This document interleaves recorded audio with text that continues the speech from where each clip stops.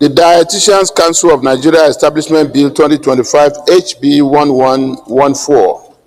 This bill seeks to establish Dietitian Council of Nigeria to regulate the practice of the profession of dietetics and nutrition, and for other matters connected therewith, to achieve a more wholesome dietetics practice and maintain standards among dietetic practitioners.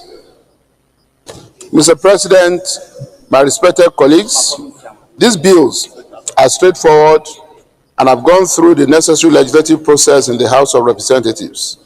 I therefore urge you all to support the second reading of these bills as we refer them to the Committee of the Whole for clause-by-clause consideration. I so move. Yes, Senator Mongono. Mr. President, distinguished senators, my name is Mohamed Tahir Mongono. I represent Borno Senatorial District. Mr. President, laws are supposed to be organic and therefore change in accordance with the objective and subjective realities of society. It was against this background that, more especially, the first bill for concurrence was sponsored. As rightly alluded to, the law was enacted in the 60s, and from the 60s to date, a lot have changed, especially with regard to penalties of fine. What this law essentially seeks to do is to bring the penalties in tandem with realities of today, so that it will serve as a deterrence for will-be offenders. And as I said earlier on, laws are not supposed to be static, they are supposed to be dynamic and organic and change with the changing requirement of society. And that duty is given to the legislature to legislate for the peace, order, and good governance of the country. So it is in discharge of that function that this bill was sponsored, and I call upon my colleagues to support the second reading of this bills with the speed of light. Thank you. Yes, distinguished Senator Adam Doshimole. Mr. President, sir, thank you very much for this privilege. I listened to the presentation by the leader of the House with regards to the bills for amendments that he read out. And the one with regards to the report of a bill for an act to amend the Criminal Code Act, Cap C 38, Laws of the Federal Republic of Nigeria, 2004, blah, blah, blah. I think there are some assumptions here that are not valid in the light of current realities around the world, including Nigeria. When these laws were passed, it was assumed, based on strong norms and tradition, that only men may defile a girl or a baby, or only men may rape a woman or a girl. From what we know now, the world has changed. Sometimes the moral levels have collapsed, and we now have to deal with complicated issues of child abuse. We have cases reported around the world, Nigeria inclusive. They may not be in the headlines because people are ashamed to talk about them, where young boys are violated by gay men.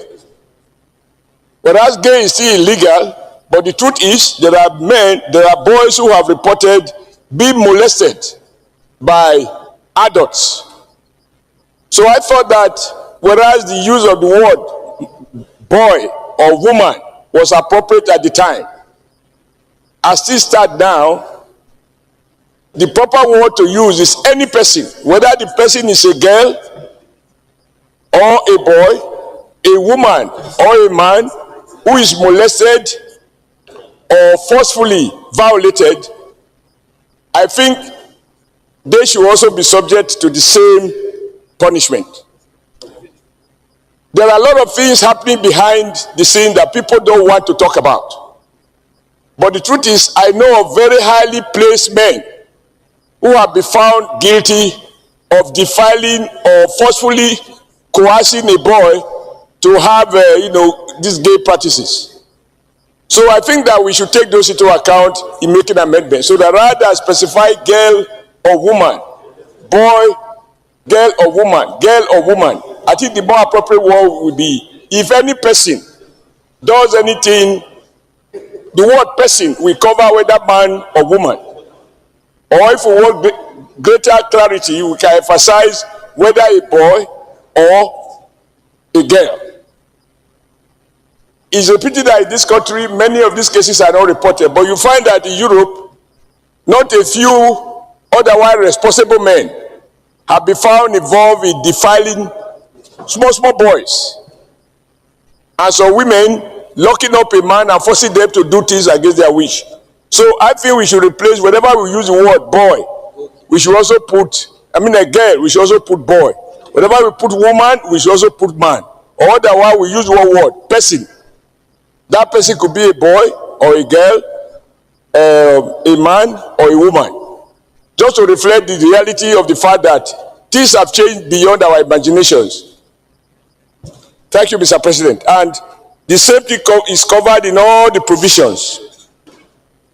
And so when I was governor, some judges complained that they found that the penalty for defilement is even smaller. It's less than the penalty for rape. I thought defilement is a much more serious offense than rape. When a man of 20 years old, 40 years old, 60 years old, 70 years old defile a baby of 6 months, 1 year, 2 years, 5 years, people like that should be in prison for at least 10 years. Because they would have destroyed those babies innocently before they grow up. So defilement should attract more punishment than rape. Thank you, Mr. President. Distinguished Leader of the Senate,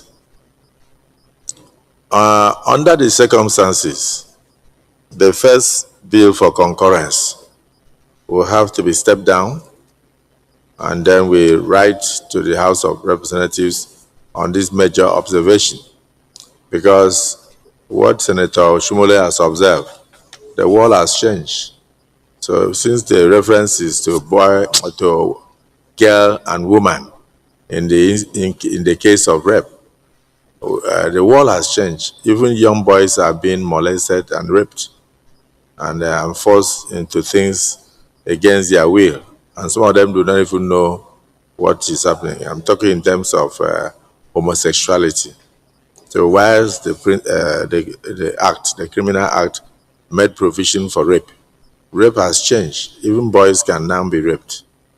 So I don't know how you intend to handle it, but I think that for us to proceed, the observation is very germane.